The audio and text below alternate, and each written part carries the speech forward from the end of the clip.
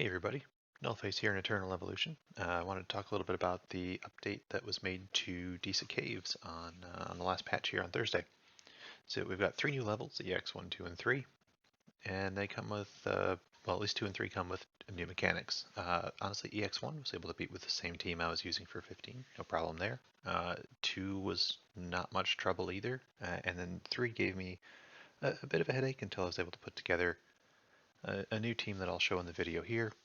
I won't say it's the most accessible team, but it does work pretty well. It's been pretty consistent. It did get me my new fastest time this morning after a little bit of regearing.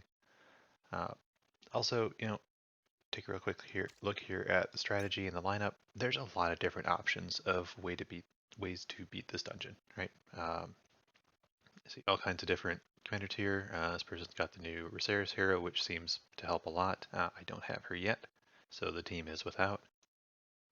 But a couple guild mates here, Loza and Naruto, both using comps with Res, very helpful here. We've got a Muka in the mix, so it's pretty cool to see all the different options that are being used to take down EX3. So we'll switch over. I'll go through the hero builds a little bit because I did change up some gear to make it possible just to get the right number of hits and look through those, and then I'll show a recording of the run here at the end of the video. So to start with, we have Nord, who does pretty much all the damage everywhere he goes. That's basically his thing. He's S120, so he's kind of a powerhouse. I have him in Sun Signet and Marauder sets. Bottom row being crit rate, attack, attack. That works fine in this dungeon here. He is crit capped. It's the same build that I run him in for campaign as well, or story mode. It's a good mix of survivability and still hitting pretty hard. Next one up is Emma. I have switched up her build a little bit with some of the new gear, and it's been working pretty well. She is sitting S90, Immortal +1, now running the new Zephyr set as well. She's still running full attack percentage bottom row, but the extra attack speed boost from the Zephyr set lets me get in that 1 extra or 2 extra hits that I need to break the shield. Prior to getting a Zephyr set that worked, I did have her in Broken set with attack speed boots just to get enough hits out, but this seems to be working just fine and is a more functional build elsewhere. Got a couple of decent rolled pieces with some accuracy on them, so I thought, hey, toss them on and see what it does, and so far it's been working pretty well. It is the only place I'm really using her right now, but gets the job done, so I like it. All right, then we have Bot Mark II. Pretty good staple for an elite hero. Decent stats. He's got a few summit levels in him just because I do use him a few other places as well. May as well boost him up a bit. He is running Sun Signet and Overload, but the unique thing here you see in the attack speed is I actually put him in attack speed boots. I found I was 1 hit short on that crab, and this works without needing res in there, manualing him to get ults. So it's certainly not an ideal build for him. Hopefully once I get Reseris, I can swap him back to his old gear. But for now, again, gets the job done. And that's kind of what we're looking for here. So decent stats, nothing crazy, standard bot mark stuff. Last two then would be these, the pair, twins, sisters. I don't know what they are. The two Winterfell hunters. 2 of the 3 now, I guess, with Viserys. Anyway, got Prigor here, whose build I did again change up a little bit for this dungeon. And once again put her in attack speed boots as well. So she is running Sun Signet and Gluttony. I don't know if I'll change this back to attack or not. She actually does pretty good damage and the extra multi-hits when you think about it with the new commanders like Karmota that work better with more hits.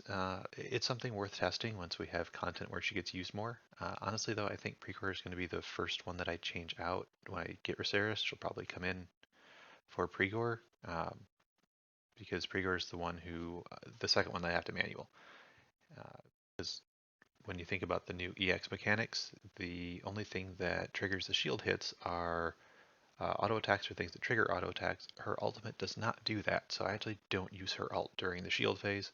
I save it until after and then hit it, and that let me get those extra couple of hits because it wasn't spending animation time on the ult when it didn't do any good. So Prigor will come out, Reserves will come in, give everybody else a little bit more attack speed, and then I'll evaluate which of the builds is better for her when I find more content to bring her back in for, probably Forest Guardian kind of stuff. And then last but not least, we have Moriami. She is Immortal +1, max level and all that, pretty decent stats. I didn't mess with her build at all. The way her kit works, she does boost her attack speed to max when she ults, so she did not need attack AS boots. Left her in her previous build. She's built fairly well. I don't have a lot of places to use her, but I think her kit's pretty cool, and I like the concept of it. So always try to find more places I can use Moriami. Maybe she'll pair well with Rosaris somewhere else too. But these are her stats. She's just running Gluttony and Signet to get pretty solid base stats, and that's about it. No manualing on her needed at all. So I think that covers for the heroes. We'll go run through the dungeon here and give you a look at how the team works.